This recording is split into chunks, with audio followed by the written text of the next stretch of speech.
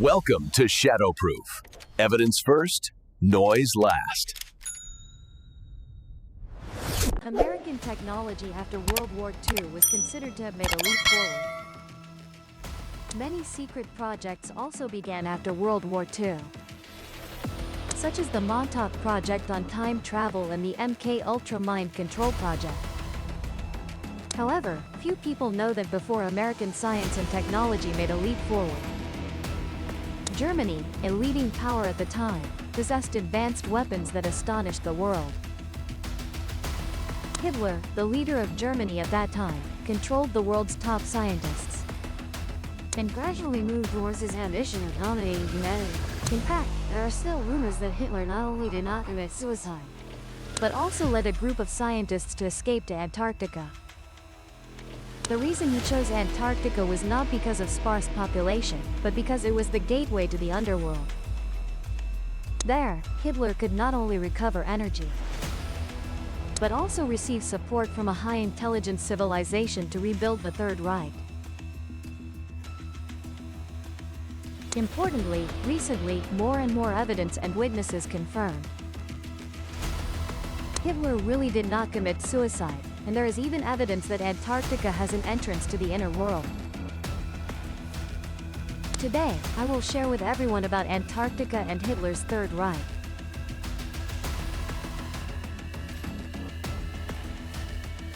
On December 7, 1941, Japan attacked Pearl Harbor in the United States without warning.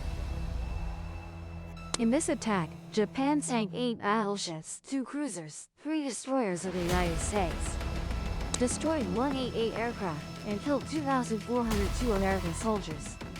This action by Japan undoubtedly awakened the sleeping giant.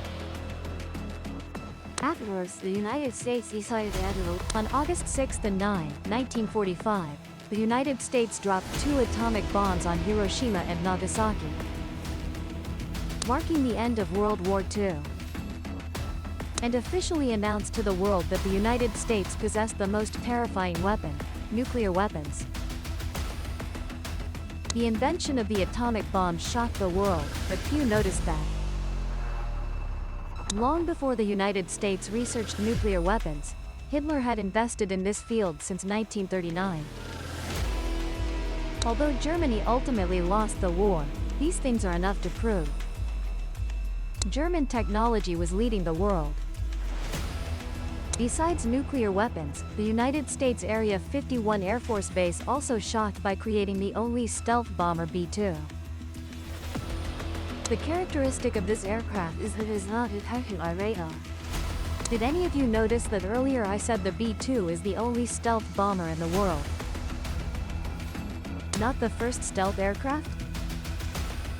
Because the first radar stealth fighter was invented by the Germans, which is the Ho-229 bomber. Long before the United States researched the B-2, Hitler's scientists had developed the first fighter, using a jet engine instead of a propeller.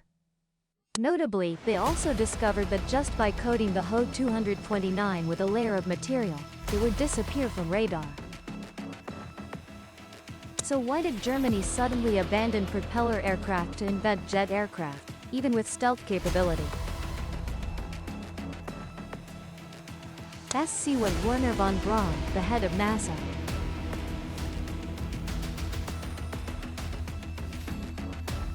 does everyone know the first ballistic missile V-2 in history was also invented by the Germans? Missile. But in the 1940s, to launch a missile, it had to rely on an aircraft approaching the target first. Yet Germany at that time could attack Britain directly from Europe, 320 kilometers away, at 4 times the speed of sound. This was also the first technology in history that allowed flight into space. So who invented this terrifying missile? It was the famous scientist under Hitler, Wernher von Braun. After World War II, the United States invited him to take the position of chief designer for the space research program. Thanks to Wernher von Braun, the United States became the first country to land on the moon. Notably, Werner von Braun once said a very thought-provoking statement to the media. He said, "The reason Germany invented the first missile and other technologies was due to the help of some civilization." According to the investigation by famous American journalist Jim Marrs in 1936, a UFO crashed near Freiburg, Germany. This incident immediately attracted Hitler's special attention. He immediately sent top scientists to study it. Thanks to the efforts of many renowned scientists, Germany not only invented new weapons, but also created the first anti-gravity flying machine named the Nazi Bell. Inside this bell contained a red liquid of unclear origin. This liquid could flow very quickly and continuously in 2,000 rotating cylinders. After flowing back and forth at such high speed, the Nazi Bell would exhibit anti-gravity phenomena and hover above the ground. Isn't that truly astonishing? At this point, many must be wondering, if Hitler was truly that brilliant, why did he lose the war? On this point, Werner von Braun once answered that at that time, Hitler indeed possessed many advanced technologies, but most were still in the research phase. Therefore, Hitler clearly understood that to win the war, he needed more time. And at that moment, he discovered an ideal location, where he could retreat and wait for the right opportunity. On April 30, 1945, a gunshot suddenly rang out from Hitler's bunker. Hitler's attendant immediately ran into the room and found him lying in a pool of blood. Beside him was his newlywed wife from the previous night, Eva. After Hitler's death, the agents in the bunker quickly brought the body to the first floor, dug a pit, and began cremating it. A few days later, when the Soviets finally captured Germany and reached Hitler's bunker, they only found a severely burned and incomplete body. Due to the body's heavy decomposition, Soviet personnel could not confirm it was Hitler. So, they cut off the jaw and a part of the shattered skull to take back to the Soviet Union for reporting.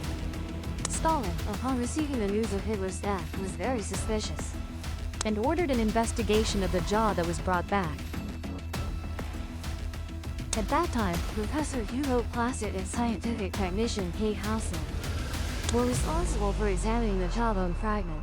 After comparing it with Hitler's dental records before his death, they confirmed he had died. But Stalin remained suspicious, not believing Hitler was dead. In November 1945, the famous Nuremberg trials opened in Germany. The head of the American legal team attending the trial, Thomas Dort, made a strange statement. He said no one could prove Hitler was dead. In August 1945, at the Potsdam Conference, US President Truman directly asked Stalin whether Hitler was really dead or not, and Stalin firmly replied that he was not. So, what suspicious points about Hitler's death make many people not believe he died? First, as mentioned, the two doctors who initially examined Hitler's jaw. Indeed, 27 years later, they admitted that the bone fragment they examined was not Hitler's. Second, no one witnessed the process of Hitler and his wife's suicide. Even the close associates, the first to find Hitler's body, described the death scene differently, with three versions. Some said Hitler fell on the desk, others said he lay on the floor. Regarding the gun Hitler used to commit suicide, the location of discovery also had multiple accounts. Some said it was on the floor, on the sofa, or even near Hitler's feet. At that time, many were suspicious because only a few people saw Hitler's body. Yet their testimonies differed greatly. Additionally, Hitler's trusted aides, upon discovering the body, first unusually cremated it.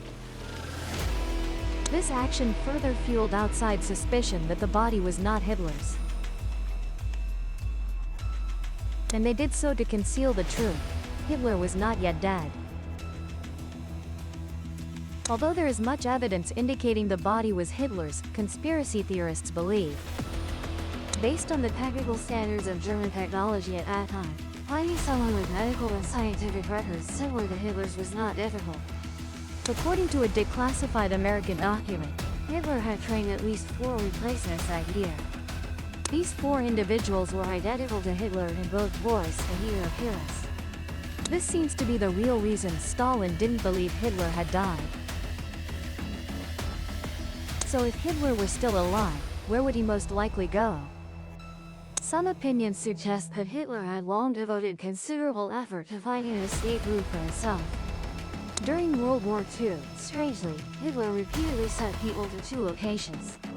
One was Tibet and the other was Antarctica.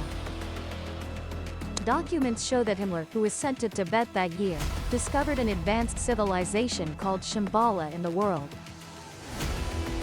Legends say this civilization ruled the world, and the gateway to the underground world was located in Tibet and Antarctica.